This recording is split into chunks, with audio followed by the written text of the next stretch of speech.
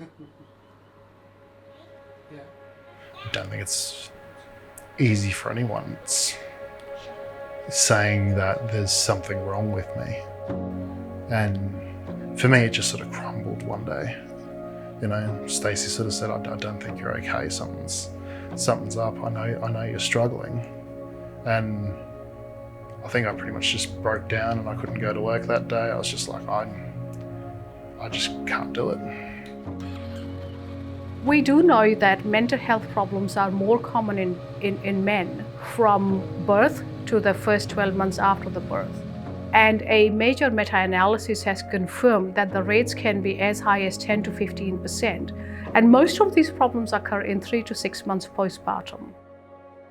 Going through pregnancy, the midwives gives you so many things to look out for as a mum. Oh, this is what happens. These are the signs to look out for postnatal depression. You know, look at this. I was noticing those things in Anthony, and I was like, there's no paperwork on dads.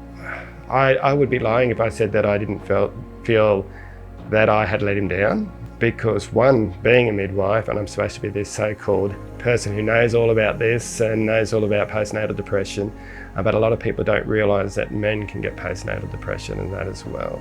I knew there'd be changes, I knew there'd be sacrifices, but I didn't know what or when or how that would look.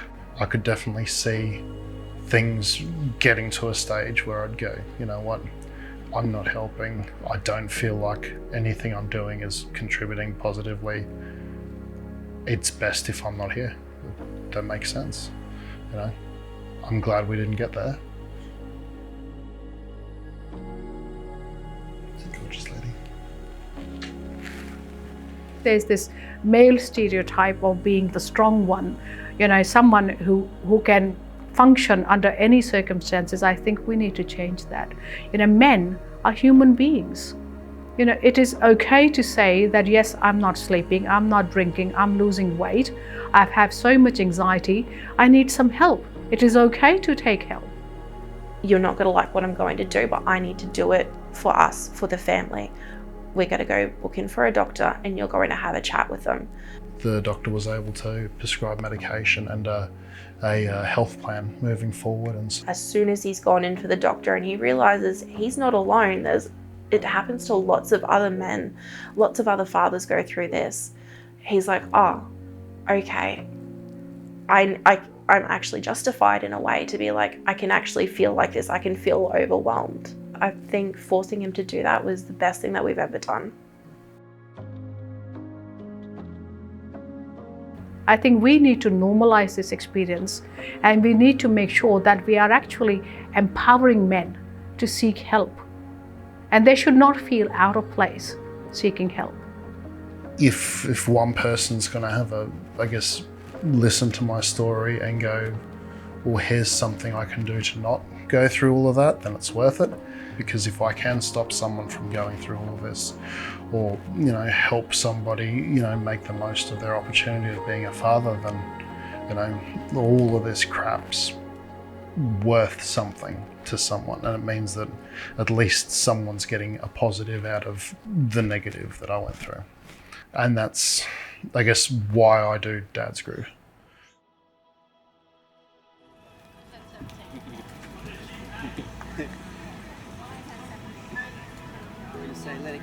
Yeah, so I was connected to Dad's Group through my dad. He's a midwife at Caboolture Hospital there, and he identified this really good opportunity to start getting a support group down that way, and reached out to me to, you know, ask me whether I'd like to be a part of it, and it seemed like a great opportunity to really help out dads. Well, being a dad of 2 little girls under 5, I've kind of got that lived experience of the work that we're doing, which is really important. So when we went to do the community survey, I knew the kinds of things that I was interested in asking and the gaps that were there for me as well. From that community survey, we know that 1 in 3 dads in the community doesn't know where to go and ask for help, doesn't know where to get support. And so that was a significant outcome. We also know that if you're part of a Dad's Group or you're connected in that way, you immediately know. What I love is being able to come along and encourage other dads who are just starting the journey. But I see this as a real safe place for dads who maybe are not connected or in other dads. Can rock up. There's a few new guys here today, their first time, and instantly you can see them feeling a part of the community. And they've got that common connection that they're starting out in life with kids.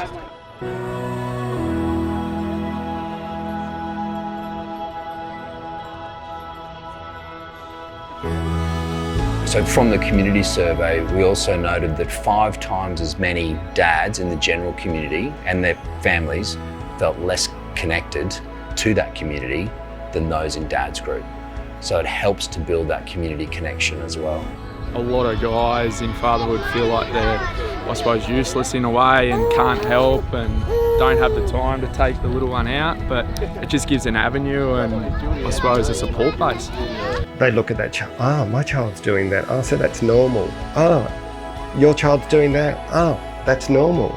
You'll see someone in the Dad's group rocking a baby with one arm and go, I might try that later on when I get home. And that's the goal, you know. It doesn't need to be lessons in good parenting, it's just good peer support. You know, I'm just there with a bunch of people in the same position that hopefully become a bunch of mates. The future of maternity services should be father inclusive. They should really be family services rather than women's and child health services. Because if dads aren't supported, it affects everybody.